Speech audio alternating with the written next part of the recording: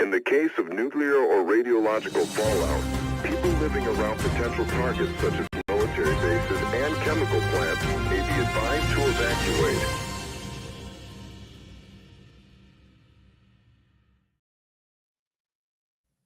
Hello, Sublation Media viewers. It's I, Douglas Lain, author of the short story, the Sea Monkey Conspiracy. And with me today is Benjamin Studebaker. Benjamin? I love how you always can come up with another story with a great title that you've written. I have only written 2 books, The Chronic Crisis of American Democracy, The Way is Shut, and Legitimacy in Liberal Democracies. All right, so today is going to be a fun day. We're going to be on the same side, I think, the entire time, because we're going to be taking some pot shots at our milieu, the socialist milieu, and particularly talking about Zohran Mamdani and Elizabeth Warren and their new romance. I think it's a kind of romance. It's not exactly, an erotic affair, but it is a deep friendship that's arisen in the political landscape. So, Ben, I want to find out what you think the Elizabeth Warren endorsement of Zohran Mamdani means, and how the left, and the DSA left in particular, maybe, is handling the news of this new partnership. Yeah, so of course, the Elizabeth Warren endorsement means that Elizabeth Warren is okay with Zohran Mamdani winning the election. She is at minimum okay with it, and she's happy to be associated with it. She is not anticipating that he will conduct himself in such a way that she regrets the association. All right. I mean, in a way, we could just stop right there and say goodnight, and but what why would she regret the association? And I guess a one way to think about this is, I'm not sure if it's the best way, but it's one way to think about this, is to notice that she is endorsing Mamdani, but did not endorse Bernie Sanders in 2020. Now, the political situation is entirely different. She's not sacrificing anything, it seems to me, to endorse Mamdani. There's not going to be political repercussions in the party for her, in the same way there would have been if she had endorsed Bernie Sanders. But beyond that, what do you make of the comparison of the two, the non-endorsement and the endorsement? Yeah, I think to really treat this right, we have to walk through the history of Elizabeth Warren, a history that younger people may not remember, and which older people pretend not to know, in large part because older people want to rationalize their own willingness to go along with the Elizabeth Warren thing, as long as they did in previous cycles. What you got to remember about Elizabeth Warren, folks, is that Elizabeth Warren not only did not endorse Bernie Sanders, she ran against Bernie Sanders. Then when there were coordinated dropouts by other candidates to get behind Biden, she stayed in the race. So she could have dropped out of the race without endorsing anybody. She stayed in the race to continue to split votes with Bernie Sanders. Now, for months prior to this happening, people in the left media space acted as if Bernie Sanders and Elizabeth Warren were on a team, and that if you criticized Elizabeth Warren or said anything mean or negative about Elizabeth Warren, that you were potentially causing her supporters to not be interested in supporting Bernie Sanders. So they treated Bernie Sanders and Elizabeth Warren as roughly equivalent figures and acted as if supporting one was just as good as supporting the other. And so then when Elizabeth Warren acted to defend the interests of Joe Biden and the party establishment, they acted like this was a shocking betrayal. And they associated her with the snake emoji. So you'll notice a lot of them refer to her now as the snake. The implication there is that she betrayed. But of course, the truth of the matter was that she was always a party hack, never even on the left wing of the Democratic Party in any kind of real substantive way. And this was something that I, on What's Left, the podcast that I used to do back in the day, covered extensively with Amy Therese.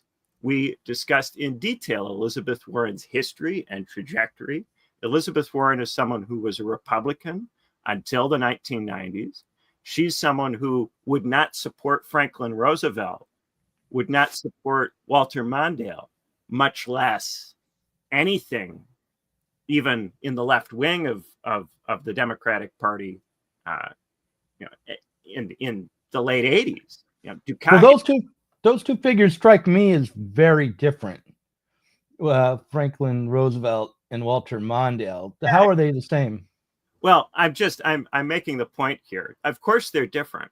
What I'm saying is that Elizabeth Warren's level of willingness to support even like Keynesian social democrat stuff was extremely, extremely limited. This is somebody who came to the Democratic Party because it abandoned Keynesian social democrat stuff. So this is someone who is not just not committed to some more radical vision. She's someone who will oppose you if you back milk toast 50s, 60s, 70s Democrat stuff. Someone who didn't become a Democrat even in the 80s. So the changes and transformations in the party that occurred over the 70s and 80s were not sufficient for her. She stayed a Republican until the 90s. She wrote a book called The Two-Income Trap that frames the whole problem of the economy in terms of women's entry into the workforce. She doesn't have some kind of broader critique of capitalism.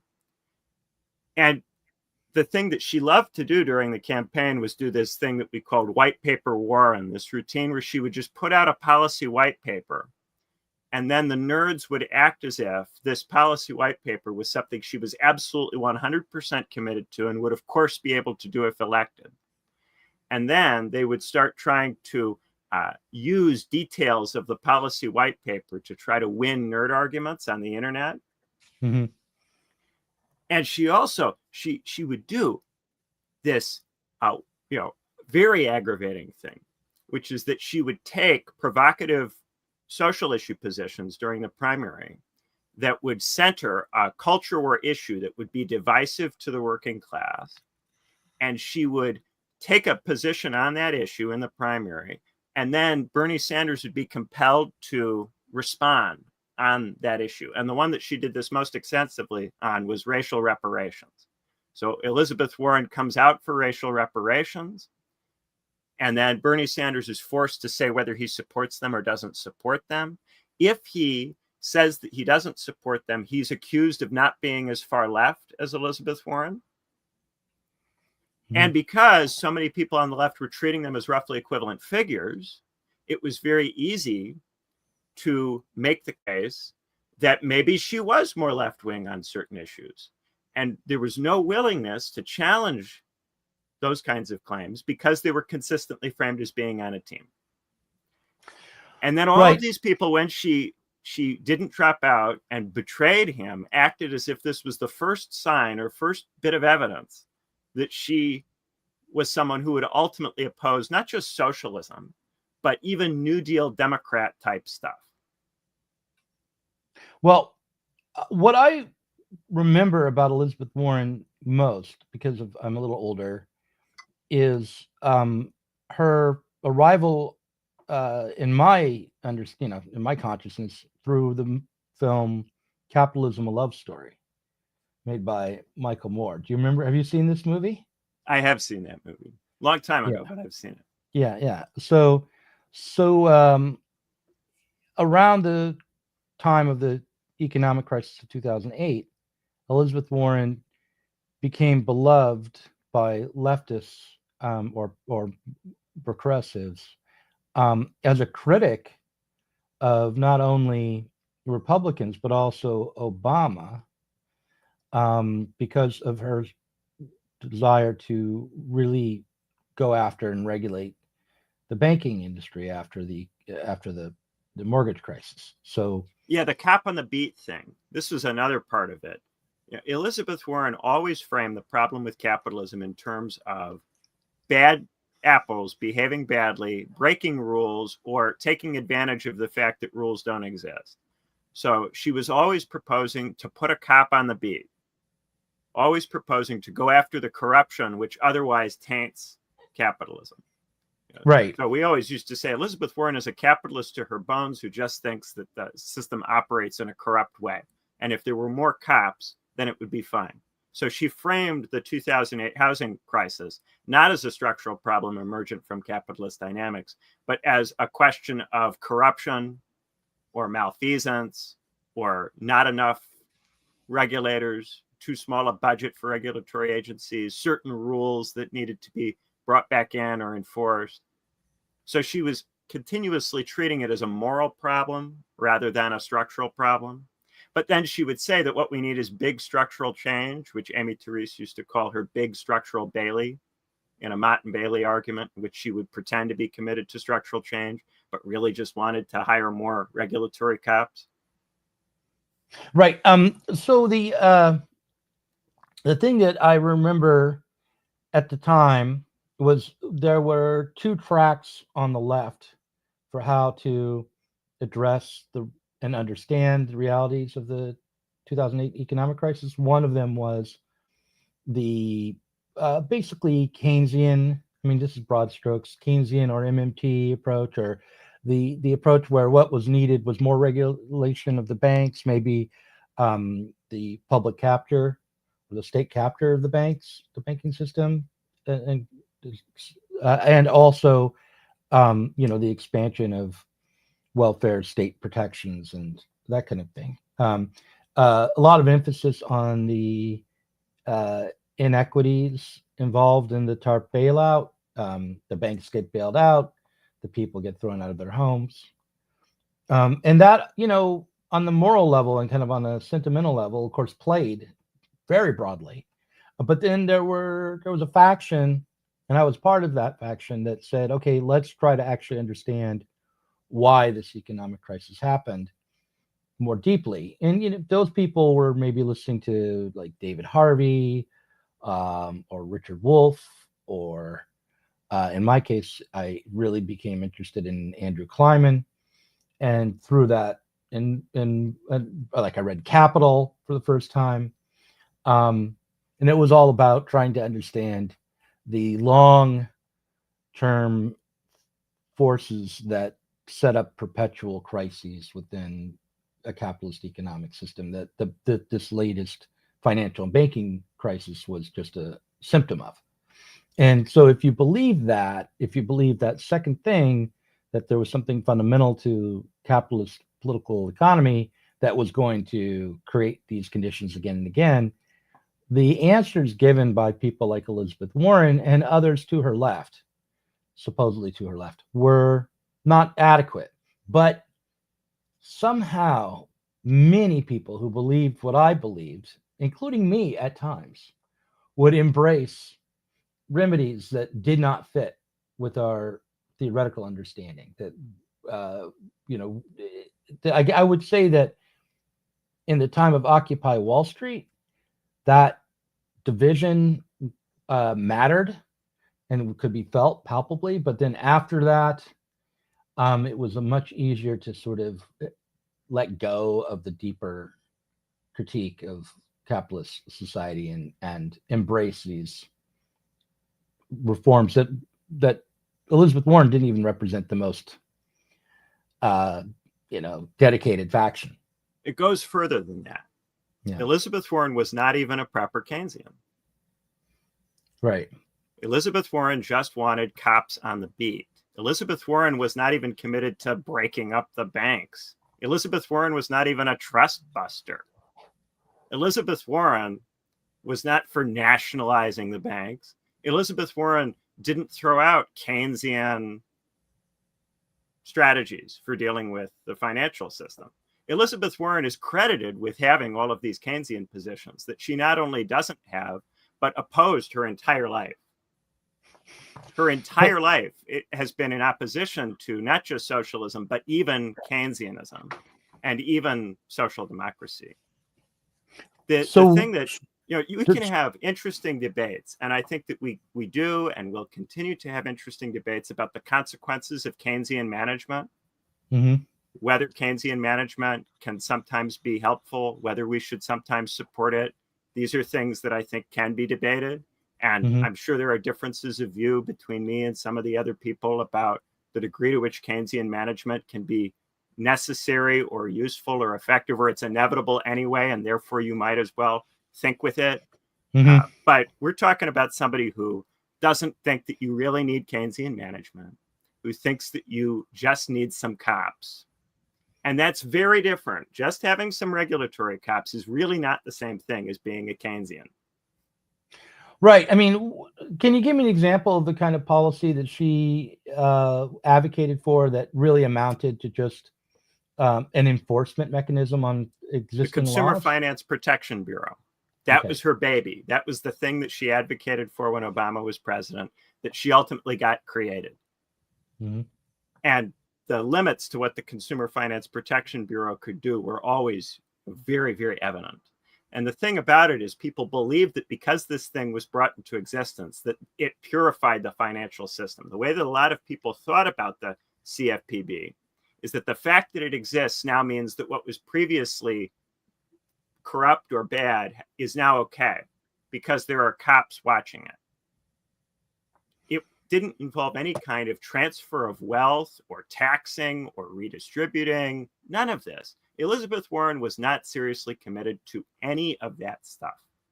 Elizabeth Warren wanted to bring out some cops, make them visible, have a little demonstration that, look, there are cops now. Don't worry about this thing. Look, there are cops. And that was the full extent of it. What she did was, we talk about how there's been a move over the years to have the police do everything and have other parts of the government be cut, stripped away, don't exist anymore. Just have the cops do everything. It's the financial equivalent of that. There was no other set of policies. And the purpose of the CFPB was to prevent demands for further kinds of management from taking place. Mm-hmm. Its purpose was to pacify and fob off large sections of the public. Her point to Obama was simply that you're not going to be able to pacify these people unless you make a show on some level. You want to do these bailouts. You want to do this, this kind of live and let live stuff with the bankers. You have to make some kind of display that establishes credibility going forward that it's going to be more orderly than it was. But today, the kind of scamming and frivolous stuff that went on back then is, if anything, even more common. Now you have a bunch of people who think cryptocurrency is real money, and fungible tokens, and people are getting ripped off left and right all the time in the financial sector. Mm-hmm. And the housing situation, the way in which housing is managed in the country has only become worse, and the difficulties of affording housing have only become worse. Right. So the question I have now is Zohran Mamdani's politics really aligned with the Elizabeth Warren politics that you've just outlined? Is it, or is she endorsing Mamdani despite significant differences? So I think that if Elizabeth Warren believed that Zohran Mamdani's win would in some way contribute to socialism in the United States, she would not support him. I think if she believed that Zohran Mamdani's win would lead to Keynesianism or New Deal style social democracy in the United States, she would not support him. The support of him is on the basis that he is not going to generate those kinds of outcomes. What it does for her is it potentially allows her to reestablish some level of bona fides with young people who are enthusiastic about this campaign, who don't remember all of the things that she previously has done or been involved with. The other thing it does is that it forces Mamdani to be seen in public with her. And the way that Mamdani has tried to spend being seen in public with her so as not to seem to have been duped by her is interesting. There's this video he circulated of him crying during a conversation with her. Mm-hmm. And the tear, he says, is because I think he was having a cough or an eye irritation or something. It was a physical tear. It wasn't because he was actually emotionally affected. But in the video, Elizabeth Warren seems to think that he has been emotionally affected. Mm-hmm. So the effect of the video is to suggest that Elizabeth Warren doesn't understand the tone or spirit with which he is entering into the alliance with her. Mm-hmm. Well, maybe I should run that clip if I can here. Let's see if I can do it. All right, here. I've got the buttons and I'm gonna share. Okay. Mark Zuckerberg. So Mark Zuckerberg gets to buy another island. I was trying to hold in a cough and I started crying. Oh, I thought you were just being tender. I feel the same way.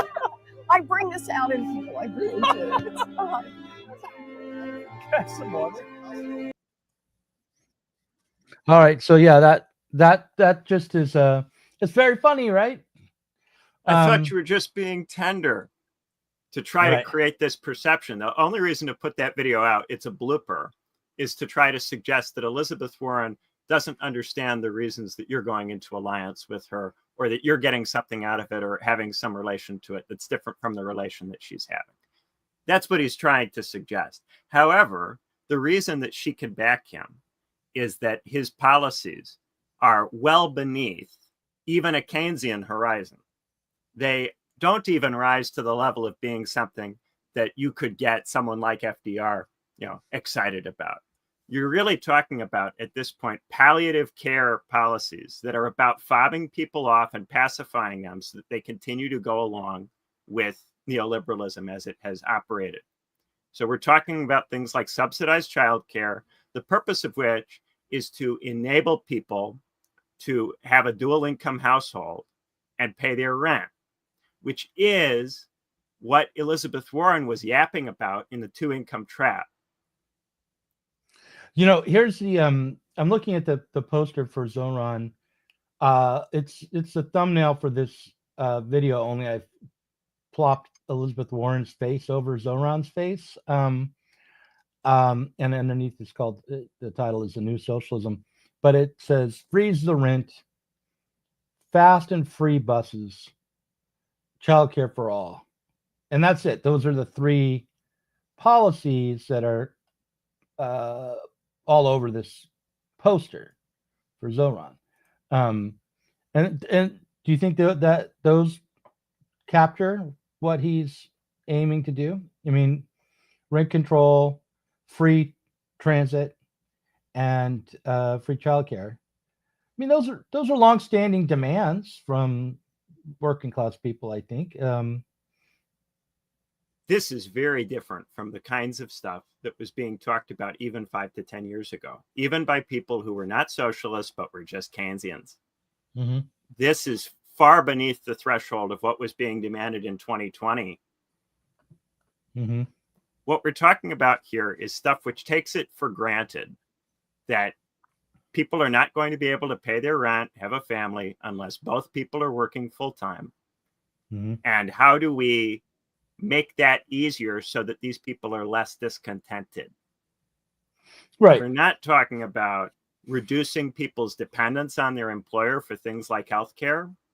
We're not talking about reducing people's debt load when they enter the workforce so that they have more control over their career. We're not talking about stuff that empowers people in any way to make decisions. We're talking about subsidies for childcare so that you can hire mercenary parents to watch your kid while you're at work all the time. We're talking about rent control in the percentage of the New York apartments that can be rent controlled, which is this long-standing hangover from the past that New York politicians use all the time to pretend to have a housing policy that, when they don't have one. Mm-hmm. We are not talking about even something that would be radical by the standards of the 90s. Right. I mean, one way to think about it is these are all things that if you lived in a company town, the company might provide you with. Right. Right. Hmm. So, I mean, there you go. I think that's socialism, I guess, when the company town doesn't raise your rent too fast and provides you with transportation to the mine Right. and And a bus, the most horrible kind, of course, the most unpleasant kind of public transit that there is, of course, make that the centerpiece. right. Now, of course, the argument back would be, well, look, these are just the first steps in empowering workers, and we can't ignore how Zohran Mamdani is saying that he wants eventually to seize the means of production. And anybody can say anything that they want. The question is, do these things lead to something else? And there are several senses in which the Mamdani thing doesn't lead anywhere. One is, of course, the fact that these policies do not generate in the people who are subject to them capacities to think or act. They keep them rooted in a form of life that conflicts with their being able to think and act.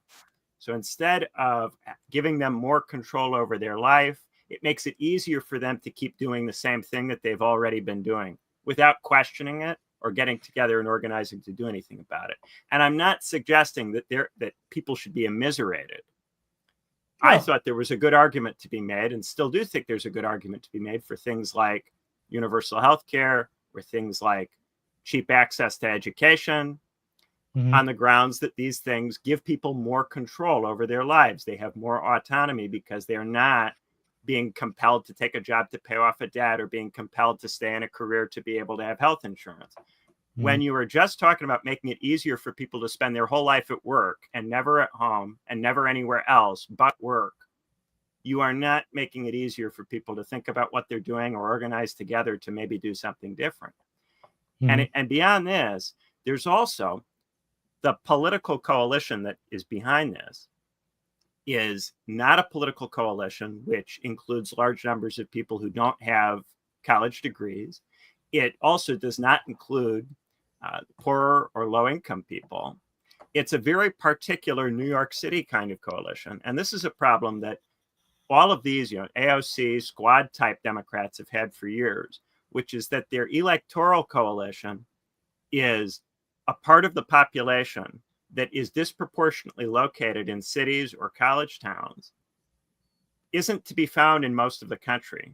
And not only are these voters not to be found in most of the country, but these kinds of voters and the particular kinds of cultural and foreign policy stances that they tend to like to see candidates take conflict with the tastes and preferences of voters in other parts of the country, so that not only can you not run a Mamdani or AOC style campaign in, say, Indiana, but the fact that Mamdani or AOC exists becomes an argument that you can use in Indiana to damage anybody who would try to do anything vaguely even considered to be left-wing.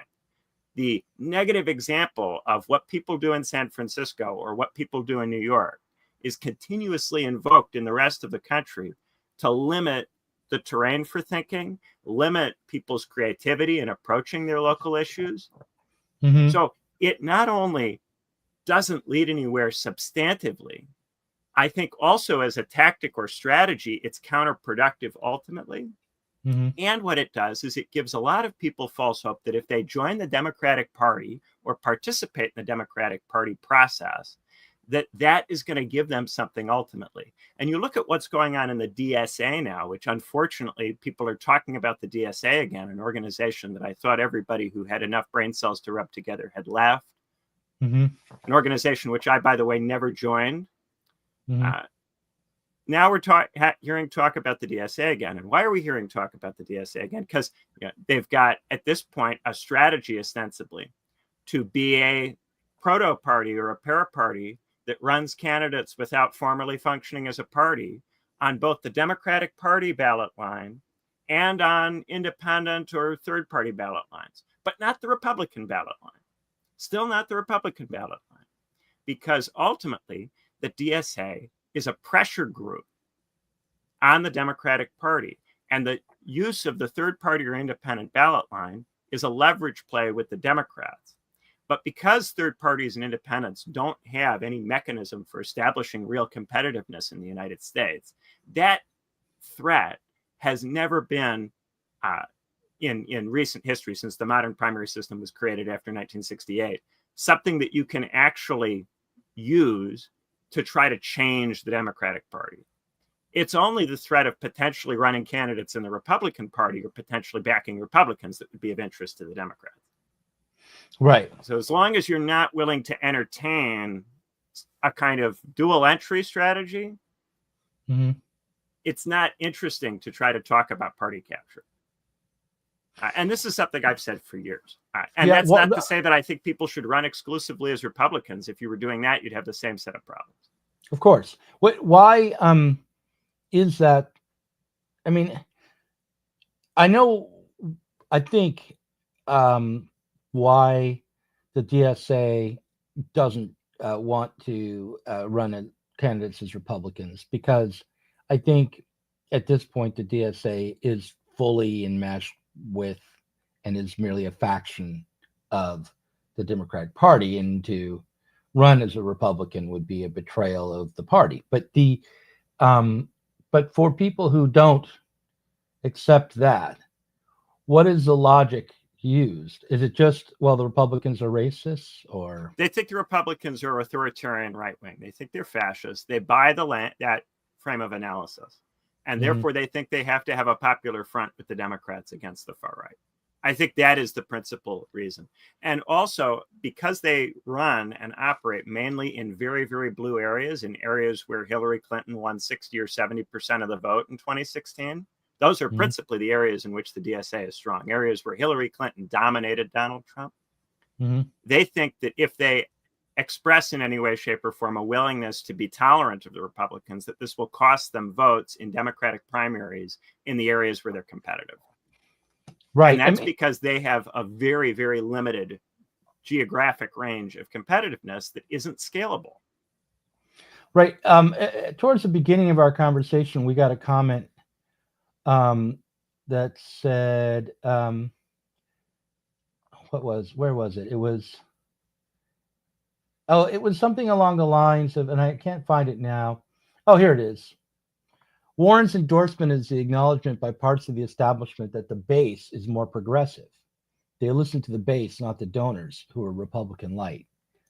And my thought with that was, if it's true that the base of the Democrats are progressives in the style of Mamdani, then the Democratic Party doesn't have a future.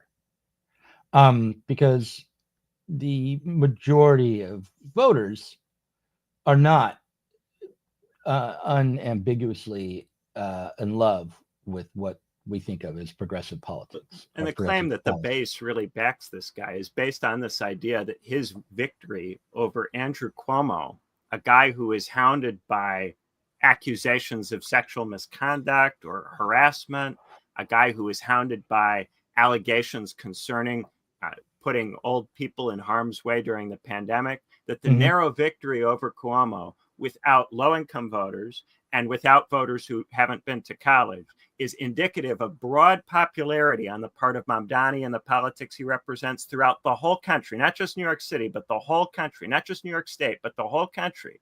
This is a kind of very, very wish fulfillment fantasy thinking that people are engaging in. And I thought maybe when I put out my book, The Chronic Crisis of American Democracy, The Way It's Shut, that we could make an argument to some of these people and get them to stop being so completely delusional in the way that they approach American politics. But this is not possible, unfortunately, because even though a few of us individually do learn things from observing American politics, our society as a whole is regressing. And therefore, the capacity to think about this stuff and process it and understand it is deteriorating at the level of the social, regardless of what particular individuals might be able to learn.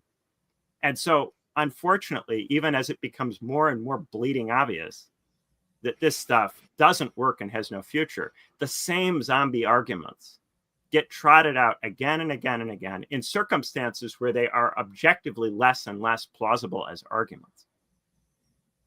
Yeah. This is what I feel that I'm up against at Sublation, and was one of the reasons why I started, why I aligned with the campaign, and also why I, well, Sublation aligned with the campaign. I started the Expansive Realist Writers Workshop, right, which is a mouthful, but the idea was to try to develop a cadre and then a movement for a deeper engagement with reality, not just political reality, but overall, and to return to a realist tradition in our thinking, in our writing, in our argumentation, and in our politics, and not a political realism as we think of it, today. Like, not, I'm not trying to reify nations and all of that. I'm just, you know what I mean by a political realism, right? And but it does seem like an uphill battle, and I don't have I don't even have a good strategy for how to make the kinds of social changes on the level of intellectuals, on the level of just within a left milieu that I can very easily see. I don't have a strategy for how to do that. Like, I don't know how to get someone like Ben Burgess or Jason Miles to embrace a more realist approach. And I know I'm naming them directly, and that probably might be seen as a kind of drama, but I'm just saying that, and these are people I feel like are my friends, and that I know fairly well, and that I still haven't. It's not clear to me that they are avoiding the mistakes of this moment in embracing Mamdani.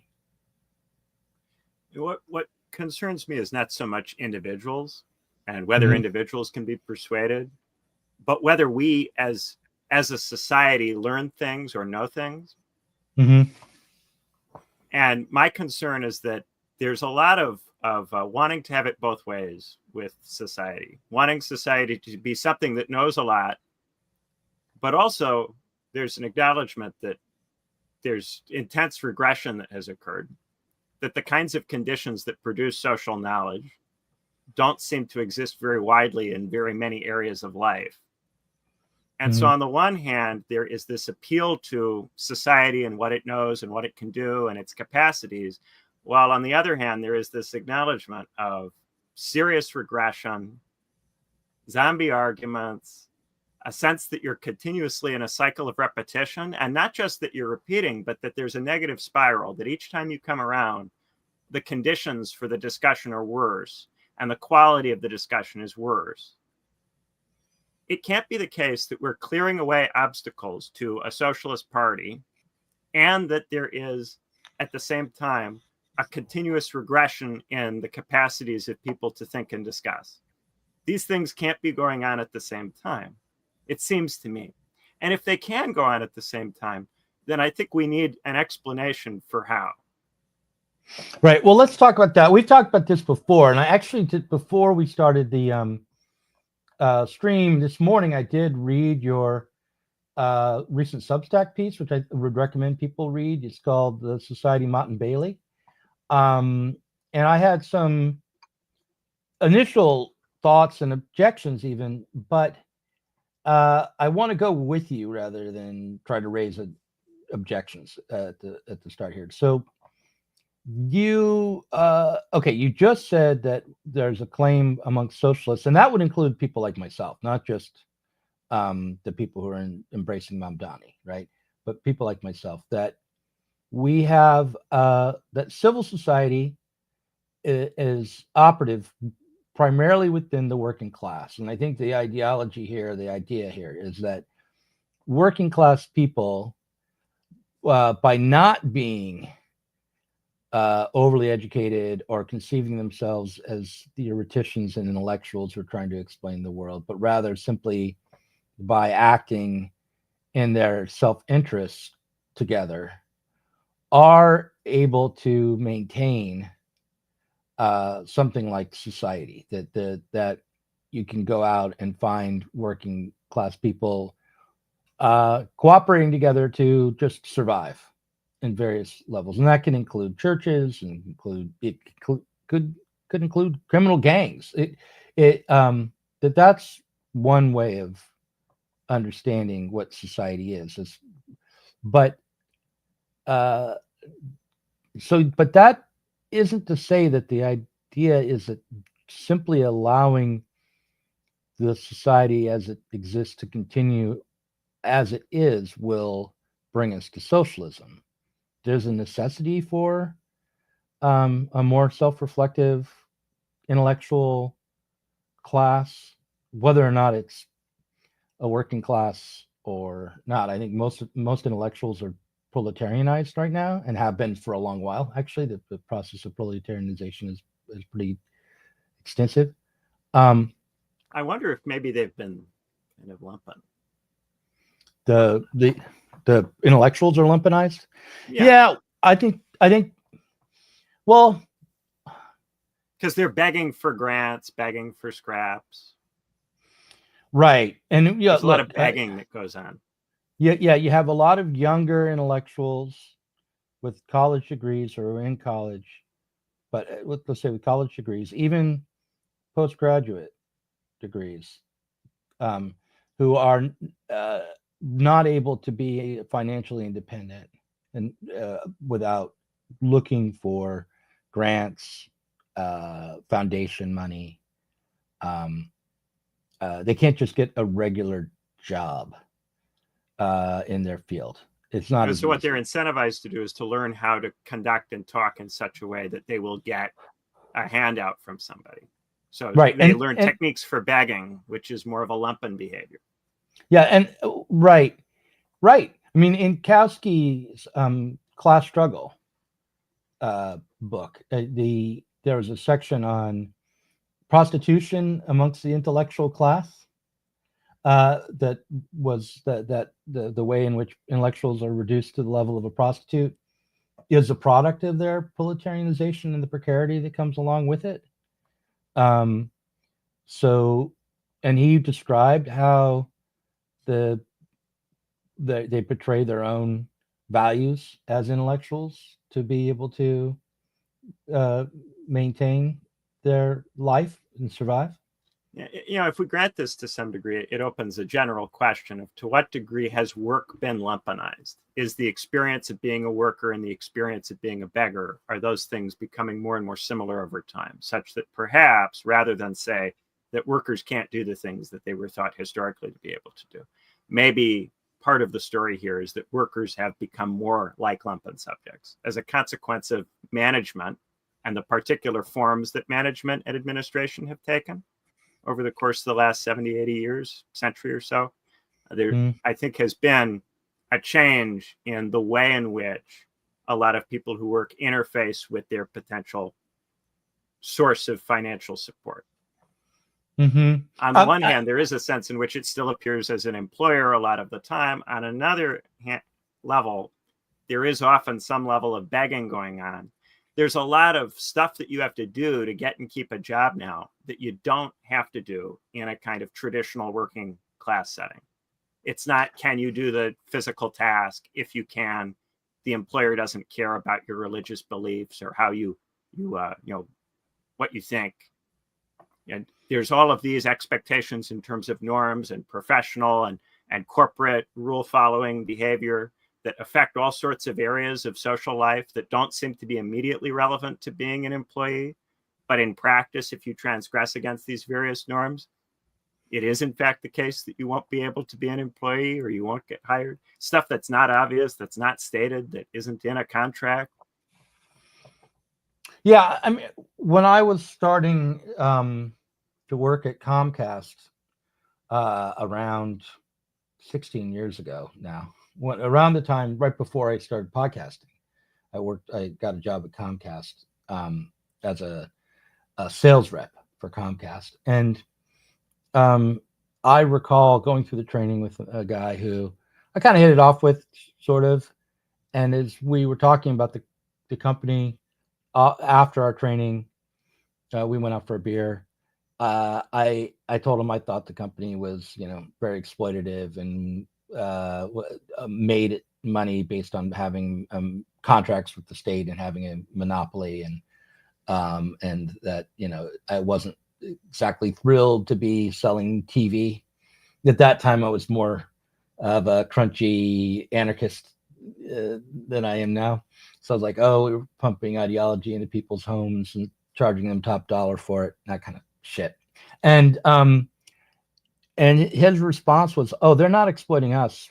I feel like I'm exploiting them. And I found out what he meant by that, because he immediately after getting the job called in sick, got a doctor's note for mental health, and didn't show up for 2 to 3 weeks at the very beginning. Then when he did start to show up, because they had to allow that, the system had to allow for that. He had all the paperwork, right?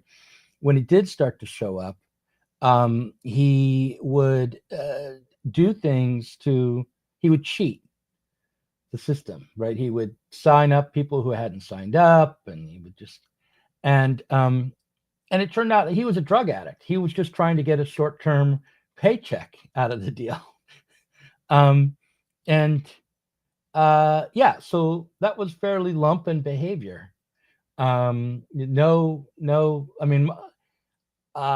He, like, from his perspective, I was being naive to even care about the character of the company. Like, it was just another scam that he was running.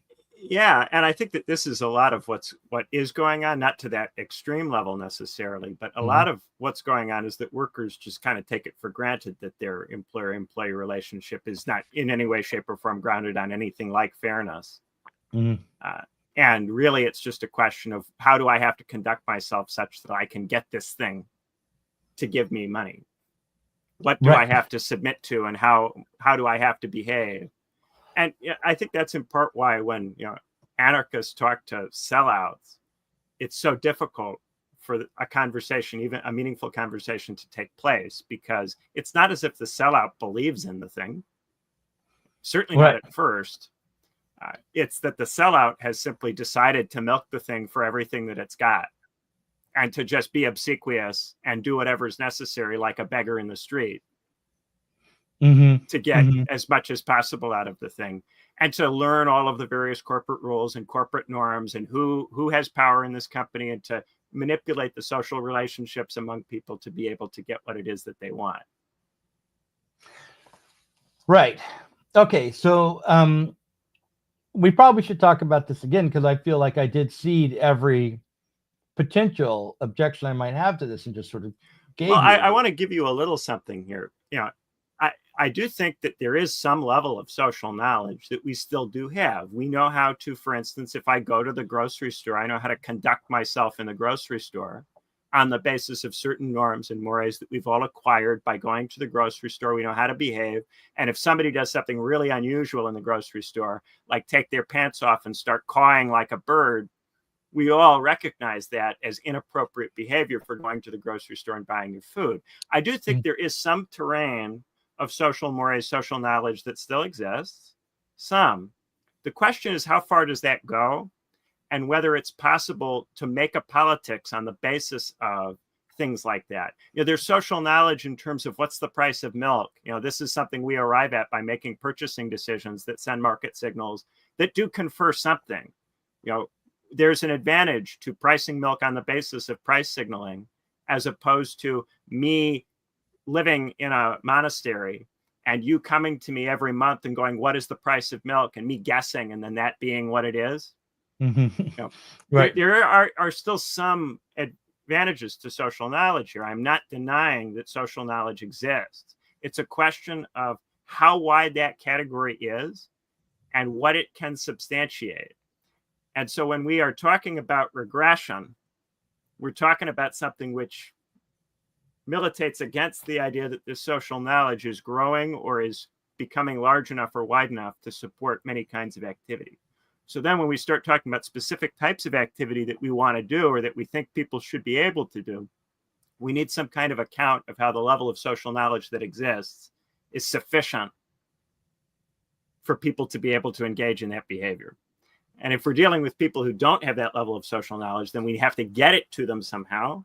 And if our society is not functioning in such a way that it's generating more and more social knowledge over time, then we might have to come up with some sort of intervention that is on the basis of constructing some other kind of organization which intervenes from outside, or which tries to create some curated environment in which some small subset of people are able to get certain skills or abilities or knowledge that otherwise isn't obtainable through ordinary social life. Mm-hmm. I think that what I tend to try to do, and I this often enough backfires on me, but it doesn't always backfire on me, is that I try to assume that the level of regression that I experience myself is roughly the same as the level of regression in society generally. And that while it might be expressed differently in by different people, the differences are mostly contingent. Doug, you and I have been watching this stuff and talking about politics all the time. We follow this stuff. We have time to read and talk to people and have great conversations. Right. We're not like most people. And you can have some percentage of people in every generation learn things and have some level of self-transcendence. Mm-hmm. And one of us could become like a sage. One of us could go and join a Buddhist monastery and become enlightened, insofar as Buddhism does that. And you do it first. I'll watch as you join the monastery. But it wouldn't change. It wouldn't change where society as a whole is at. We might individually have an experience that seems to us to suggest a possibility. Well, society around us goes in some other direction. So I don't think we can extrapolate from ourselves or from particular people we know. We might have a friend who doesn't seem to learn anything. That doesn't mean nobody learns anything. Or we might have a friend who's learned a lot. It doesn't mean everybody's learning a lot. That the level of individual analysis, I think, doesn't really equip us to make these kinds of judgments about where social conditions are. Yeah, I mean, I just kind of do this move where I think, okay, the micro level is a reflection of the macro level, that there's a parallel between the psyche and society. I think there's an irreducibility,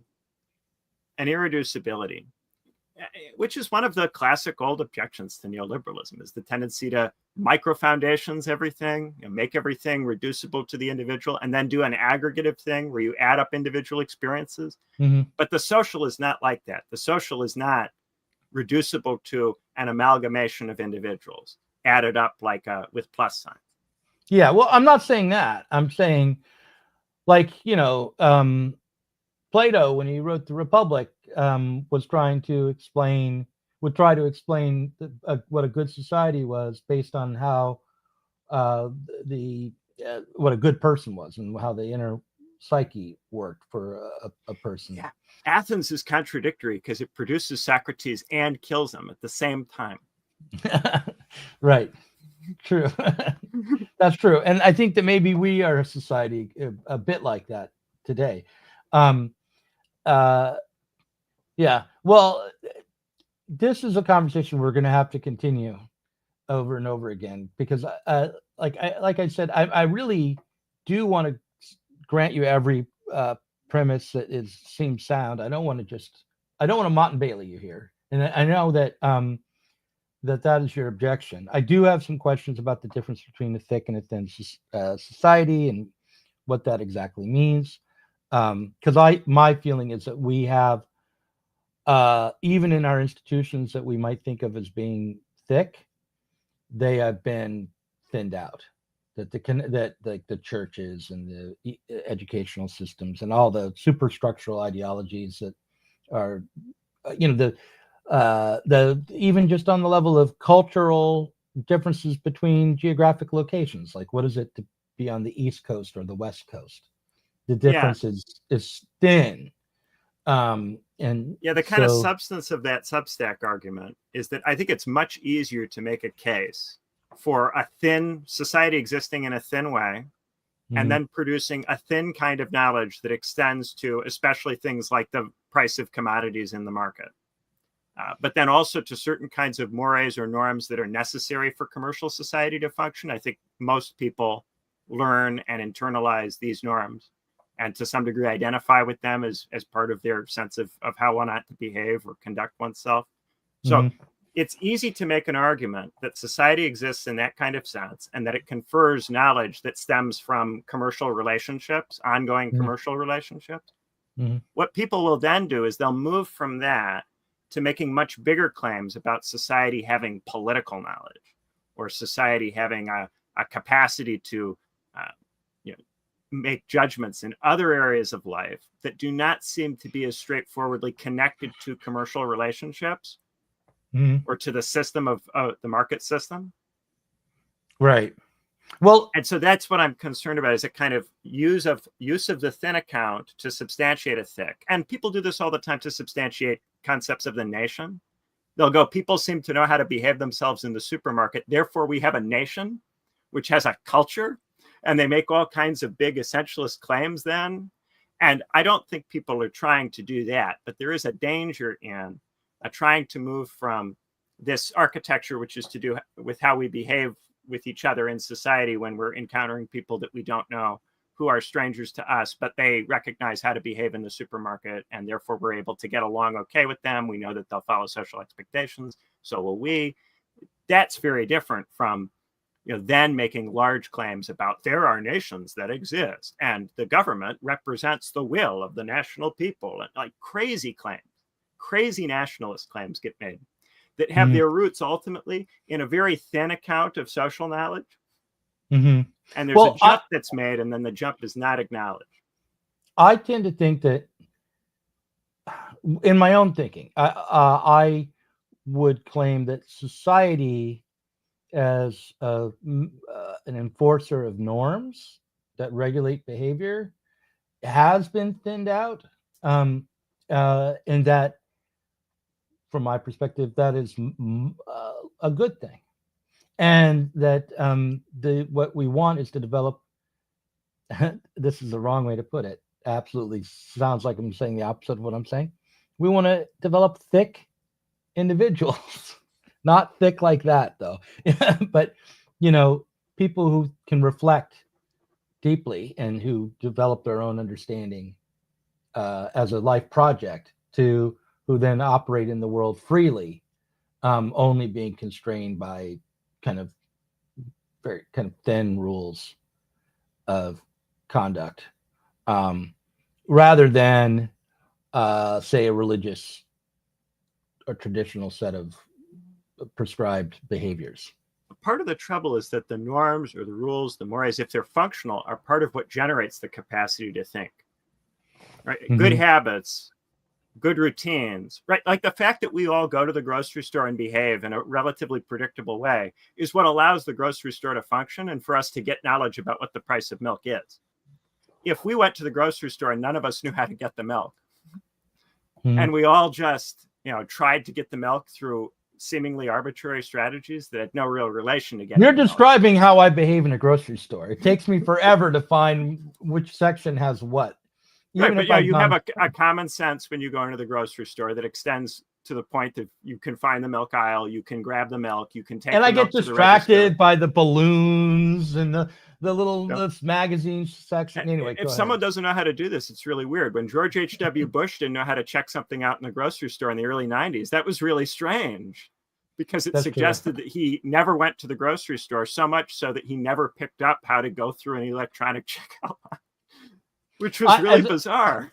As a divorced man, I confessed a lot by telling you how inexperienced and awkward the grocery store is for me. But people freaked out when they brought in the self-checkout scanners because it disrupted their common sense for how to go through the grocery store. And now it was something they had to relearn. And some people tried to argue that going through the self-checkout line gives you the labor that otherwise would have been performed for you by the supermarket, and that you were being exploited every time you went through the self-checkout line because you're being freed from the obligation to have a superficial conversation with the employee.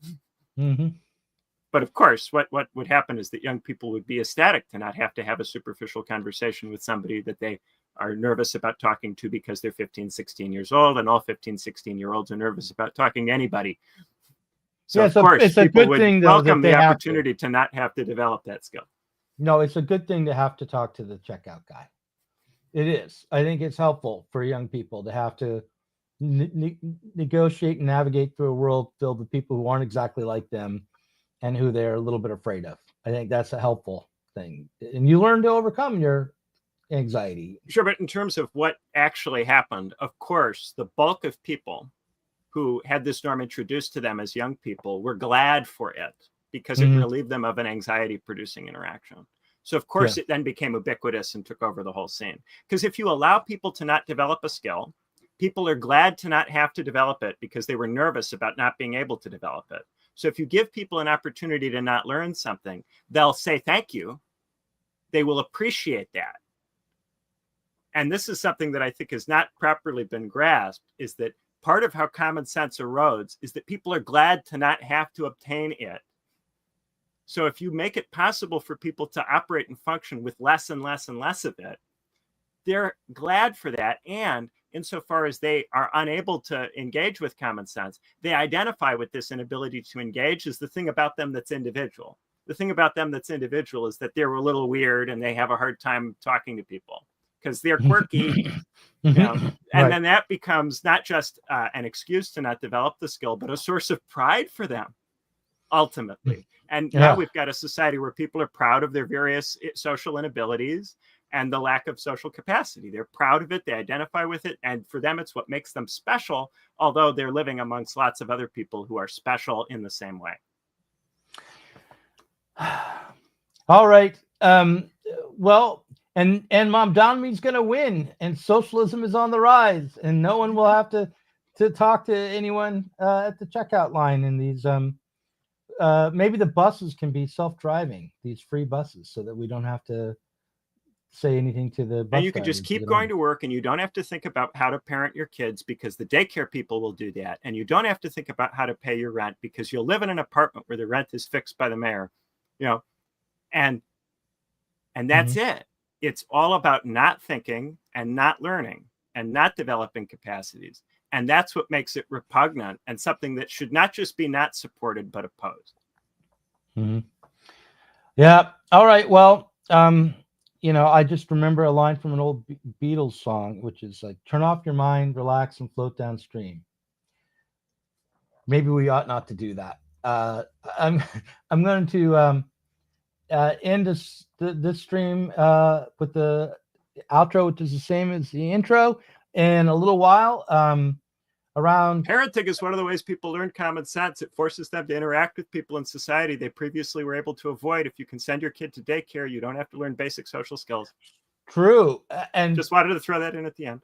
Yeah, right. And even when your kids start going to school, you are thrown into relationships with other parents who are not. If you go to the school meetings, if you get involved in the PTA, but make it easy for people to not do that, and then they won't even have to do that. Yeah, you don't even have to do that. I never did that, but I still ended up at parties with the parents of other children because my kids made friends, and then I had to get to know their friends. Thanks to the pandemic, your kids don't need to meet up with their friends anymore in person. You now can just let them get on the Xbox and talk through the headset, and you don't have to go over to their house.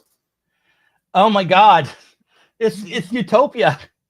I don't have to see these people. All right. And in the Patreon, I'll be talking to Rudy. It will come out in an hour or two, but we'll be starting that conversation shortly, Rudy and I. And looking forward to talking to you next week, Ben. All right. See you, Doug. In the case of nuclear or radiological fallout, people living around potential